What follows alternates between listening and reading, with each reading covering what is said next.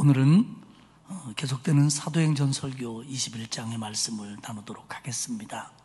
우리 앞으로 돌아가 보면 밀레도에서 사도 바울은 그 에베소 교회 지도자들을 불러서 마지막 고별 설교를 했고 그들과 눈물의 작별을 합니다. 그리고 바울의 3차 전도 여행의 목적지인 예루살렘을 향해서 출발을 합니다. 지금 터키 서부 어느 지역이 되고 있는 밀레도에서 예루살렘까지는 비행기를 탄다든지 아니면 배를 타고 가까운 항구를 간다든지 그러면 그렇게 어려운 여정이 아닙니다만은 그 당시로서는 가면서 여러 지중해 연안의 항구들을 들릴 수밖에 없었고, 그러면서 하역을 하고 짐을 싣기도 하고 사람이 오르내리기도 하고 이런 여러 시간들을 겪으면서 가야 되는 결코 가까운 거리가 아닌 지역입니다.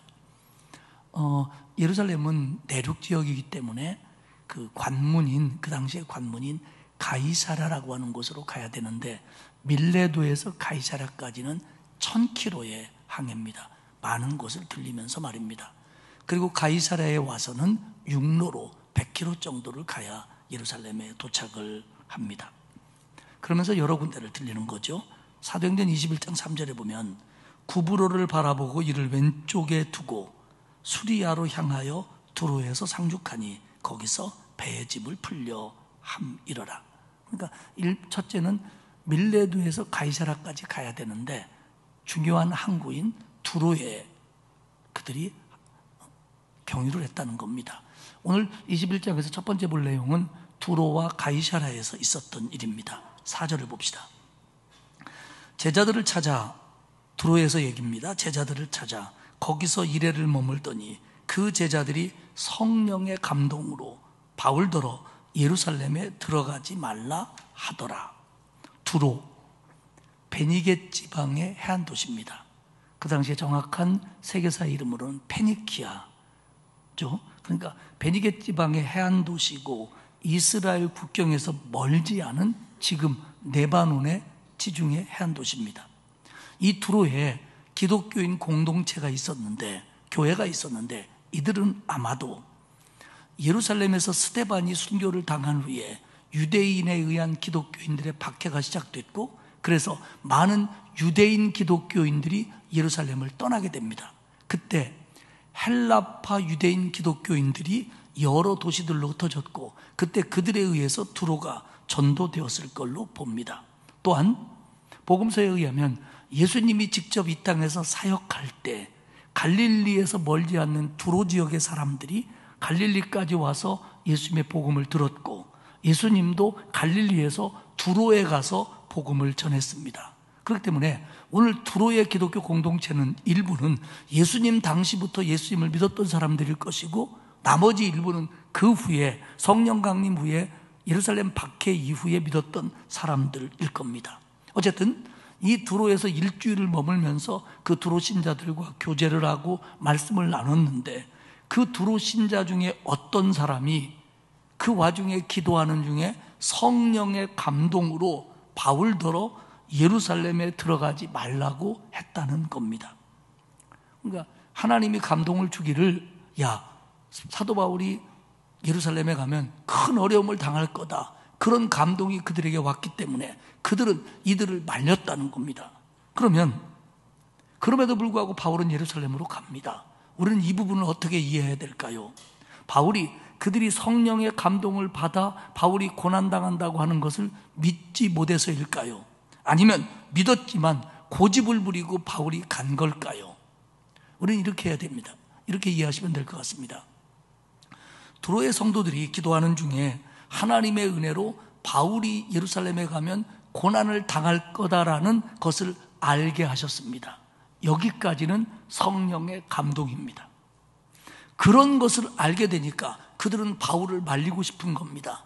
자기들이 사랑하는 사람이 예루살렘에 가서 고난당하는 걸 원할 사람은 없으니까요. 그러니까 바울 선생님 가지 마십시오. 이건 그들의 생각이고 그들의 정입니다. 바울은 이 부분을 충분히 이해했고 말리는 사람들의 입장도 생각했지만 자기는 가야 한다라고 분명히 이야기를 합니다. 하나님께서는 이런 일들을 통해서 바울이 예루살렘에 가서 당할 일에 대한 마음가짐을 더 단단하게 해주고 싶었는지도 모릅니다. 타고 온 배가 하역 작업이 끝났고 사람들이 오르내리고 그러면서 다시 배를 타고 돌레마이를 거쳐, 돌레마이는 지금 이스라엘 땅 악고라는 곳입니다. 아케르라고 부르는데, 두로는 레바논 땅이고 악고는 이스라엘 땅인데, 그 당시에는 로마가 지배하기 때문에 국경의 개념이 없습니다. 해안가를 거치면서 이제 가이사라로 가는 겁니다. 8절에 의하면 이튿날 떠나 가이사랴에 이르러 7 집사 중 하나인 전도자 빌립의 집에 들어가서 머무니라. 가이사랴에 빌립이 살고 있었는데 초기 예루살렘 교회의 7 집사 중 하나입니다. 스데반과 함께. 그는 예루살렘에 박해가 있을 때 사마리아에 가서 전도를 했고요, 우리가 본 것처럼 사도행전 8장에 의하면 에티오피아 국고를 맡은 네시에게 전도해서 그에게 세례를 베풀었던 사람이 바로 이 집사 빌립입니다. 그런데 이 집사 빌립은 로마의 총독이 유대를 관장하는 관저가 있는 가이사라까지 오게 됩니다. 당시 이스라엘의 수도 역할을 하고 있는 곳은 예루살렘입니다. 하지만 로마가 파송한 유대의 총독이 머물고 있는 주둔지는 가이사라입니다. 거기는 헬라화된 도시고 해변가이기 때문에 그렇습니다.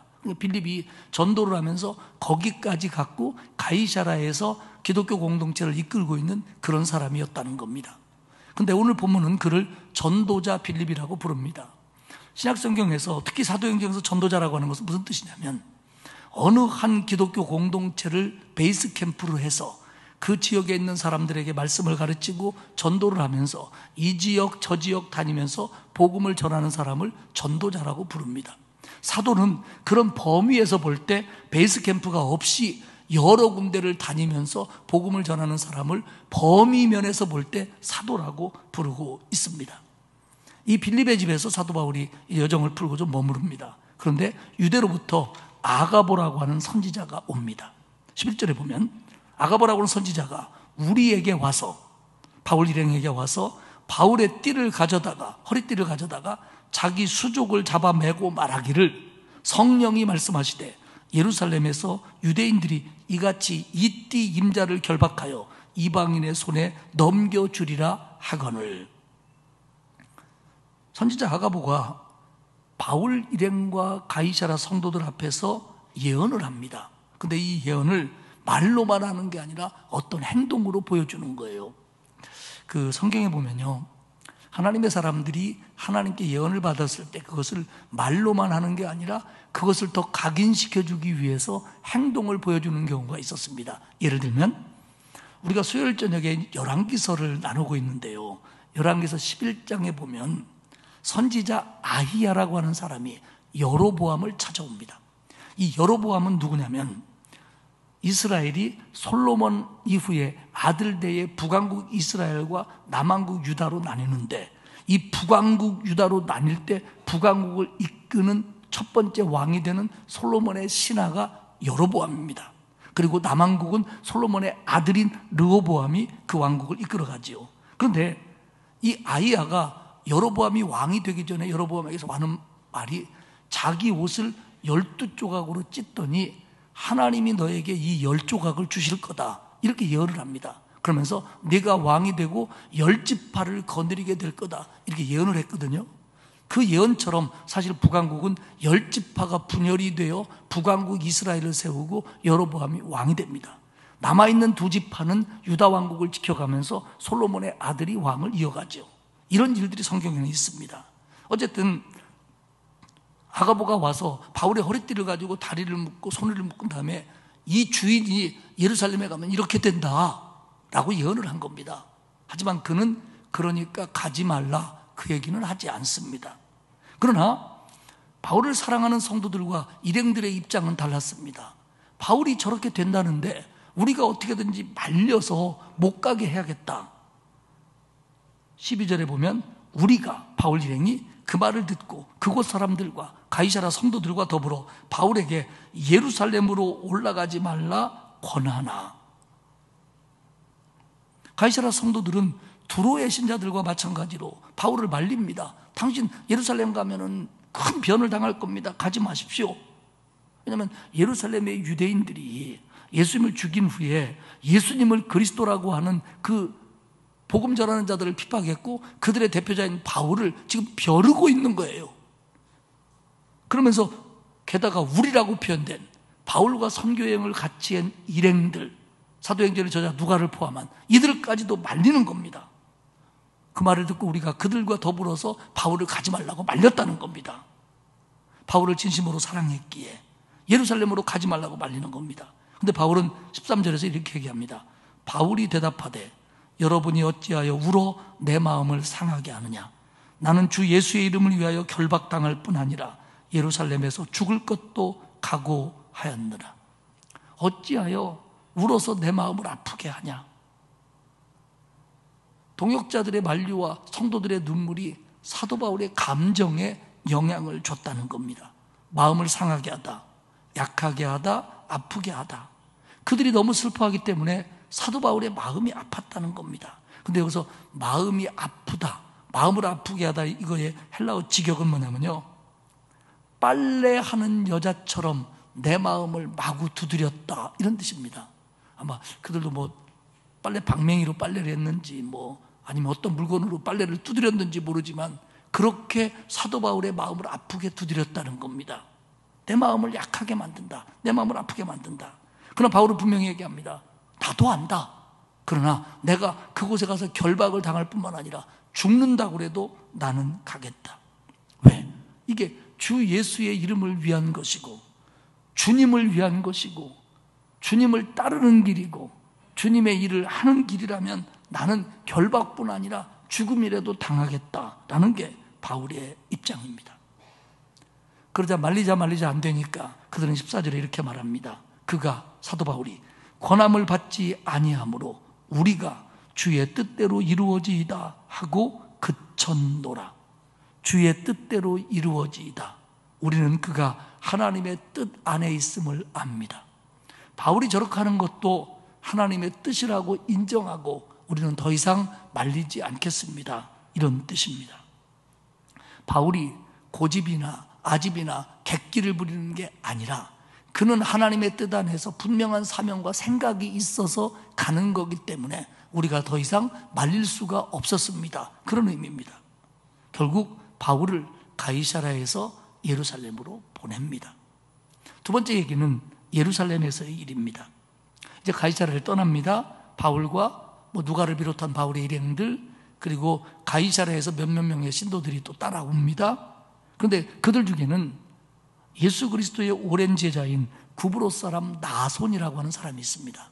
이 나손은 예루살렘에 집이 있었기 때문에 이 사람들을 모시고 가서 자기 집에 유하여야 하겠다, 그런 마음으로 이들과 동행을 합니다. 바울은요, 예루살렘에 간 다음에 처음으로 만난 사람이 누구냐면 야고보와 예루살렘 교회의 지도자들입니다. 여기서 야고보는 예수님의 제자 야고보가 아니고 예수님의 동생 야고보입니다. 예수님의 동생 야고보는 어렸을 적에 같은 집에서 자라난 예수 그리스도를 구주로 인정하지 않았습니다. 그러나 자기가 형이라고 믿었던 그 예수가 십자가에 달려 죽고 부활하는 것을 본 다음에, 그 예수가 살아나는 것을 본 다음에 그는 예수를 구주로 믿습니다. 그리고 예루살렘 교회의 리더가 되지요. 그래서 사도행전 15장에 보면 예루살렘 총회가 열립니다. 그 총회의 이슈는 뭐였냐면, 유대인들은 하나님의 백성은 유대인뿐이고 구원은 유대인에게만 있다라고 믿었는데 지금 이방인들이 예수를 믿고 구원받는다고 하는 것을 우리가 어떻게 받아들여야 되느냐, 과연 이걸 우리가 인정해야 되느냐의 문제였고, 또 하나, 그렇다면 이방인들이 예수 그리스도를 믿고 구원받는다고 한다면 그들은 율법을 어디까지 지켜야 되느냐, 이런 것들을 가지고 토의한 것이 사도행전 15장의 예루살렘 총회입니다. 그때 이 야고보가 의장이었습니다. 그래가지고 이것이 이방인에게 복음을 전하는 것이 하나님의 뜻이다 라는 하나님의 뜻을 밝히는데 결정적인 역할을 했던 사람이 예수님의 동생 야고보였고, 지금 현재 예루살렘 교회를 이끌어가고 있습니다. 그래서 그들에게 사도 바울이 보고를 하는 겁니다. 그 전에 바울은 지금 예루살렘에 가는 목적이 하나 또 있습니다. 그건 뭐냐면 이방 교회들이 헌금해 준 구제헌금. 지금 예루살렘에는 큰 기근이 왔거든요. 그럼 예루살렘 교회 가난한 성도들의 기근을 돕기 위해서 늦게 세워진 교회지만 에베소를 중심으로 한 아시아 교회, 무슨 빌립보 교회나 데살로니가 교회를 중심으로 한 마게도니아 지역의 교회, 고린도를 중심으로 한 아가야 지역의 교회들이, 이 교회들이 헌금을 해가지고 바울에게 줬습니다. 그 때문에 바울은 이 헌금을 가지고 예루살렘에 와서 야고보와 지도자들에게 넘겨주는 겁니다. 이게 이방 교인들이 헌금한 구제헌금입니다. 선교헌금입니다. 그러니 이거 도와주십시오. 그리고 19절에 보면 그동안 바울이 돌아다니면서 복음을 전한 내용, 누가 믿었고 누가 반대했고 어떤 고난을 받았고 어떤 핍박을 견뎠고 이런 얘기를 자세하게 보고합니다. 19절에 보면 바울이 문안하고 하나님이 자기의 사역으로 말미암아 이방 가운데서 하신 일을 낱낱이 말하니, 하나님이 자기를 통해서 어떤 일을 했는지 낱낱이 말했다는 거예요. 해석적인 설명과 함께 기술하다, 묘사하다, 열거하다 이런 뜻입니다. 그러니까 뭐 어디에 교회가 세워지고 어디서 고난을 당했고 어떤 사람이 구원받았고 쫙 설명합니다. 그랬더니 그 얘기를 듣고 야고보와 예루살렘의 지도자들이 와, 우리 하나님 대단하시다, 하나님께 영광을 돌립니다. 그러더니 야고보가 고민을 털어놓습니다. 그 고민을 털어놓는 게 뭐냐면, 바울은 이방 지역을 다니면서 선교를 해서 외국에 나가 있는 유대인들과 현지에 살고 있는 헬라인들을 많이 구원했는데, 지금 야고보와 다른 이들은 예루살렘에서 유대인에게 전도를 해서 구약적인 율법에 쩌들어 있던 유대인 중에 많은 사람들이 예수를 믿고 구원받았다는 거예요. 여기까지는 좋은데, 그게 수만인데, 이들에게 도는 소문이 뭐냐면, 이들은 아직도 예수를 구주로 믿고 구원받았다고 하지만 아직도 구약적인 율법을 지켜야 된다라고 생각하는 것이 많았던 사람이에요. 그런데 이들에게 어떤 소문이 도냐면, 바울이 이방 지역을 다니면서 유대인들에게, 이방인들에게는 그만두고 유대인들에게 모세를 배반해라, 너희 아들들에게 유대인의 전통인 할례를 베풀지 말아라, 그리고 유대인의 관습을 지키지 말아라, 바울이 그러고 다닌다라고 예루살렘에 소문이 났고, 그 소문은 예수 그리스도를 구주로 믿은 예루살렘의 교회 공동체 속에서도 부정적인 소문으로 자리를 잡았다는 겁니다. 결국 이 문제는 교회 내의 문제입니다. 교회 내 오해죠. 왜냐하면 바울은 그렇게 말한 적이 없습니다. 물론 이방인들은 예루살렘 총회의 결정대로 이방인들은 할례를 받지 않아도 된다, 그럴 필요 없다, 그건 유대인의 관습이다, 그러나 유대인들에게 너네 할례 베풀지 말아라, 그렇게 말한 적이 없거든요. 그런데 이런 오해들이 지금 교회 안에 있었기 때문에 바울은 그런 것들을 설명하고 또 서로 이해를 하고 이러면서 일단락이 됩니다. 그런데 문제는 다른 곳에서 터집니다. 이 문제가 큰 문제입니다. 바울이 예루살렘에 가서 이런 문제들을 해결하고 성전으로 갑니다. 예루살렘 성전은 지성소와 성소로 나뉘은 성전 건물이 있고요, 그 건물 앞뜰이 있습니다. 이걸 안뜰이라고 부르는데 여기는 유대인만 들어갈 수 있어요. 그리고 요 안뜰 바깥에 바깥뜰이 있는데, 이 바깥뜰에는 유대교로 개종한 이방인들도 들어갈 수 있습니다. 당연히 바울은 유대인이기 때문에 안뜰에 들어갔습니다. 그런데 이 안뜰에서 어떤 사람들을 만나냐면 아시아로부터 온 사람들을 만납니다. 주로 에베소 지역에 있었던 사람들입니다. 그러니까 에베소 지역에 살던 유대인들이 절기를 맞이하여 예루살렘에 왔다가 바울을 알아보는 겁니다. 왜냐하면 바울은 3년 동안 에베소에 머물면서 두란노 서원에서 복음을 가르쳤고, 그때 우리가 기억하기는 그때 아시아에 온 사람들이 유대인이나 헬라인이나 다 같이 바울의 복음을 들었다라고 성경은 설명합니다. 그러니까 지난 3년간 에베소에 살면서 바울은 유명 인사가 되었고, 부정적이든 긍정적이든 많은 사람들이 바울을 알아봤다는 겁니다. 근데 그들이 오더니 보니까 저 인간 우리 동네 와가지고 예수가 구주라고 전도했던 인간, 왜냐하면 이들은 예수님을 믿지 않는 유대인들이니까요. 그러니까 무리를 충동질하면서 뭐라고 얘기하냐면 28절입니다.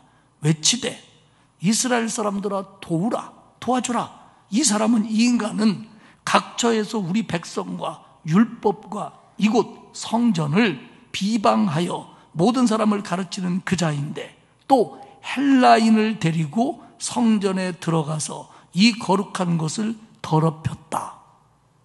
그들이 바울을 해할 명분을 의지하잖아요. 그래서 뭐라고 얘기하냐면 저 사람이 온 세상을 돌아다니면서 성전을 비방하고 유대인을 비방하고 율법을 비방하는 인간이었는데 지금 이방인을 데리고 들어오면 안 되는 이 안뜰로 이방인을 끌고 왔다라고 소리를 지르는 겁니다. 그러면서 이거 가만두면 안 된다.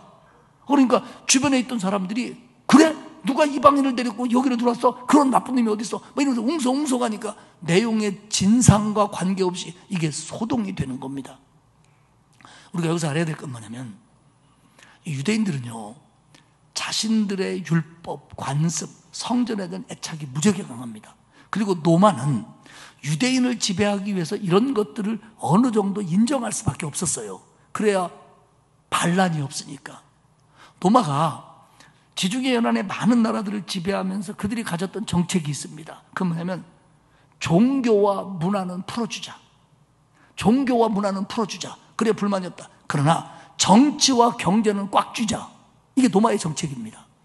그렇기 때문에 이런 면에서 풀어줘가지고 유대인의 법이 성전 안뜰에 이방인이 들어오면 안 된다라고 했기 때문에 노마의 관리들도 성전 안뜰에는 안 들어갔습니다. 그리고 만약에 노마 시민권자라고 하더라도 이방인이 성전의 안뜰에 들어갔다가 유대인에게 돌을 맞아 죽어도 내버려뒀습니다.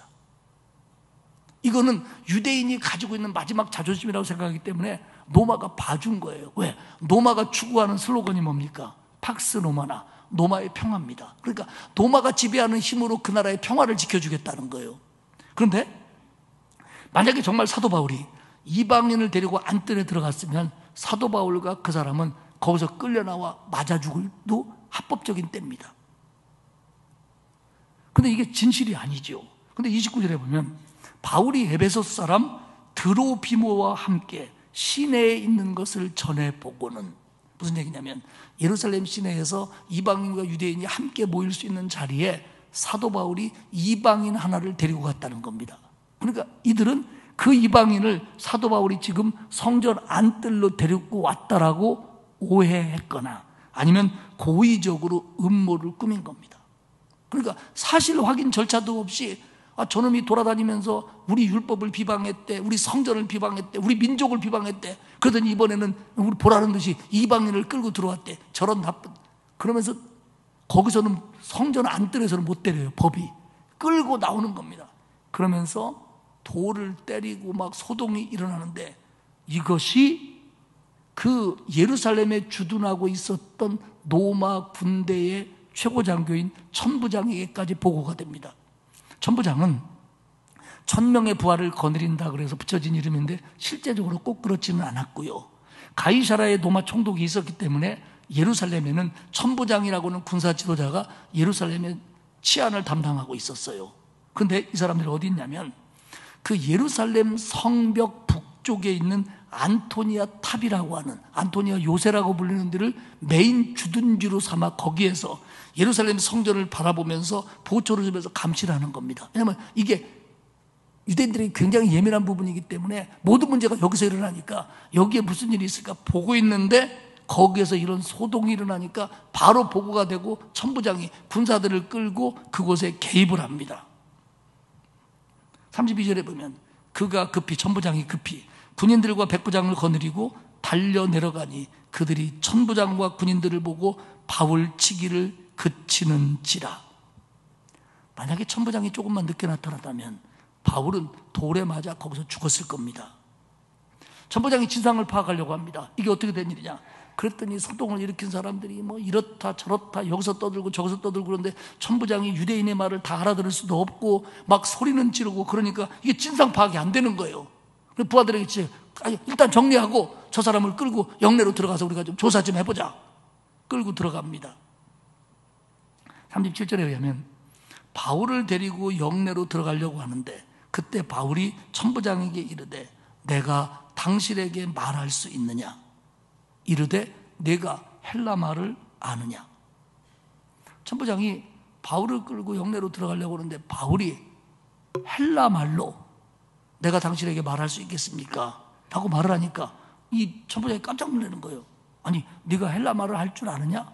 무슨 얘기냐면 천부장은 오해를 하고 있어요. 무슨 오해냐면 성경에 쭉 나오는데 지레짐작하기를 전에 애굽 출신의 유대인 하나가 나타나서 폭도를 4,000명들을 이끌고 지가 메시아라고 난리를 쳤던 일이 한 번 있었어요.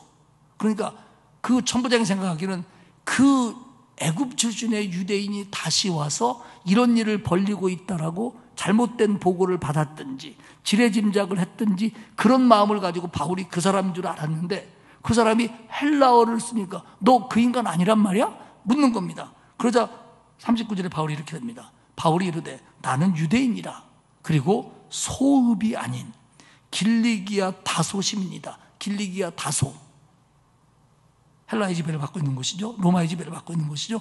나는 거기 시민이니까 청컨대 내가 저들이 나를 오해하니까 내가 저 백성들에게 말하기를 허락해 주십시오. 사실 바울은 로마의 시민권을 갖고 있는 사람입니다. 그러나 아직 여기서는 얘기 안 합니다. 천부장이 길리기아 다소의 시민이라는 말만 듣고도 그래 그럼 너는 말할 자격이 있다. 그러면 저들에게 말해봐라 무슨 오해가 있으면. 그러니까 유대인에게는 사도 바울이 유대인의 말로 말하기를 시작합니다. 그게 이제 다음 장에 나오는 건데요. 바울이 그렇게 얘기해요. 자기가 어떤 사람이었는지. 내가 너희들이 율법을 내가 어긴다고 그러는데 나는 율법으로는 유대인 최고의 스승인 가말리알 문화에서 율법을 제대로 공부한 랍비다. 나는 율법의 랍비다. 그런데 나도 너희들처럼 생각해서 예수를 믿는 사람들을 잡아 죽이려고 다메섹으로 가다가 부활하신 예수님을 만났고 내 인생이 바뀌었고 나는 지금 목숨을 걸고 복음을 전하는 사람으로 바뀌었다라는 얘기가 다음 장에 나옵니다. 근데 제가 지금 이 얘기를 왜 하느냐? 예고편입니다. 저는 오늘 이 과정을 얘기하면서 여러분에게 이런 질문을 던지고 싶어요. 두로에서 당신이 가면 예루살렘에서 고난을 받을 거라고 성령이 우리에게 알려줬습니다 라는 얘기도 들었고, 가이사랴에서는 아가보가 와서 바울의 허리띠 가지고 자기 손발을 묶으면서 당신 가면 이렇게 된다고 성령이 나한테 알려줬어 라고 말을 했는데도 사도 바울은 왜 예루살렘으로 갔느냐 하는 겁니다. 예루살렘으로 갔느냐? 첫 번째는 사명일 겁니다. 자기의 사명이 있으니까. 지금 이방인 교회에서 걷어준 구제헌금, 그걸 예루살렘에 전해줘야 되니까 그게 자기의 사명입니다. 근데 사실은 이건 다른 사람을 통해서 전해주거나 비밀리에 들어와서 전해줄 수도 있는 일입니다. 그렇기 때문에 그 일 때문에만 예루살렘에 갔다 이렇게 볼 수는 없습니다. 또 하나는 사도 바울은 예루살렘에 가서 복음을 전하고 싶었습니다. 가서 내가 그들을 만나 몸으로 부딪히고 내가 어떻게 예수님을 만났는지를 전해야겠다라는 마음이 컸습니다. 그게 사명이죠. 그리고 예루살렘에서 준비해서 그가 그토록 꿈꾸는 로마에 가서 복음을 전하고 로마 교회와 함께 당시 유럽의 끝이라고 생각했던 스페인까지 가서 복음을 전하려고 하는 준비 작업을 하기 위해서 예루살렘에 오려고 하는 겁니다. 그러니까 이런 일들은 바울이 주께로 받은 사명입니다. 그러면 사도 바울이 나는 거기 가서 결박을 당한다고 할지라도 죽을지라도 나는 가겠다라는 것이 사명 때문에 가는 건데, 사명 속에는 뭐가 있느냐는 겁니다. 바울이 그렇게 사명을 갖고 목숨까지 바칠 만한 그 바울의 속에 있는 게 뭐냐는 거죠. 그게 뭐냐면 자기 같은 사람을 주 예수 그리스도의 보혈로 구원해줬다고 하는 것에 대한 감격입니다. 감사합니다. 바울은 늘 그렇게 생각해요. 나는 죄인 중에 괴수다. 그 얘기는 뭐냐면, 바꿔 얘기하면 만약에 내가 예수였다면, 내가 예수님이었다면 나는 나 같은 것은 구원하지 않았을 수도 있겠다. 그런 마음입니다. 자기는 구원받을 자격이 없다는 거예요. 예수 믿는 사람들을 잡아 죽이기 위해서 발버둥 쳤던 자기인데 그런 자기에게 오셔서 자기를 구원했다고 하는 이 구원의 감격. 사도 바울이 늘 얘기하죠. 자기는 복음의 빚진 자라고. 여기서 빚진 자라는 표현은 꼭 갚아야 될 빚을 가진 사람이라는 거예요. 복음, 즉 예수 그리스도가 십자가에 달려 죽음으로 말미암아 자기를 구원했다고 하는 이 사실에 대하여 자기는 빚이 있다는 겁니다. 그걸 꼭 갚아야 된다는 겁니다. 띵겨 먹어도 되는 빚이 아니라 꼭 갚아야 될 빚이 있다고 생각하는 거예요. 물론 평생을 다해도 못 갚지만요. 바울은 그렇기 때문에 자신이 죽는다고 할지라도 주님의 일이라면, 주님이 원하는 일이라면 그 길을 가야 된다라고 하는 게 사명이고, 그 사명을 자기가 왜 붙들어야 되냐면 자기 같은 것을 예수 그리스도가 십자가에 달려 죽으심으로 보혈의 피를 흘려서 자기 죄를 씻으시고 자기를 구원했기 때문에, 이게 자기를 늘 몸부림치게 만들기 때문에 자기는 그것 때문에 죽어도 좋다는 겁니다. 우리에게로 돌아봅시다. 그럼 우리는 비록 내가 예수 믿는 사람을 잡아 죽인 적은 없지만 우리는 구원받을 만한 자격이 있는 사람들인가? 아니잖아요. 죄는 작든 크든 죄고 구체적이든 아니든 죄입니다. 그리고 하나님이 보시기에 죄를 지은 사람은 구원받을 수 없는 거예요. 그런데 저와 여러분이 구원받았습니다. 그렇기 때문에 우리는 예배를 하든 세상을 살든 하나님의 일에 헌신하든 마음속에 늘 잊지 말아야 될 게 뭐냐면, 나 같은 사람을, 나 같은 죄인을 예수님이 구원해 주셨다. 도매금으로 십자가에 달리신 것이 아니라 나를 구원하기 위해서 예수님은 십자가에 달리셨고, 여러 가지 방법을 통해서 나를 예수님에게로 불러줬고 예수님을 만나게 해줬다. 이 감격을 가지고 살아야 돼요. 여러분, 어떤 집에요 빚을 많이 졌어요. 그런데요 그 집 아기는 그 집 빚이 얼마 있는 줄 모릅니다. 무슨 얘기냐면, 믿음이 약할 때는 하나님이 나를 구원해 주시는 은혜가 얼마나 큰지 모르는 거예요. 그 집을 왔다 갔다 하면서도. 그러나 커가면서 믿음이 자라가면서 아는 거예요. 하나님의 은혜가 이렇게 크구나. 하나님이 나를 일해서 불러주셨구나. 이게 뭐냐면 복음의 빚진 마음이에요. 그리고 그 마음이 우리를 예배케 하고, 그 마음이 우리를 헌신케 하고, 그 마음이 우리를 사랑케 하고, 그 마음이 우리를 용서케 하고, 그 마음이 우리를 부족하지만 하나님의 사람으로 살아갈 수 있는 힘을 주는 겁니다. 이게 믿음입니다. 말씀을 정리하겠습니다. 바울은 알아요. 고난이 얼마나 어려운지.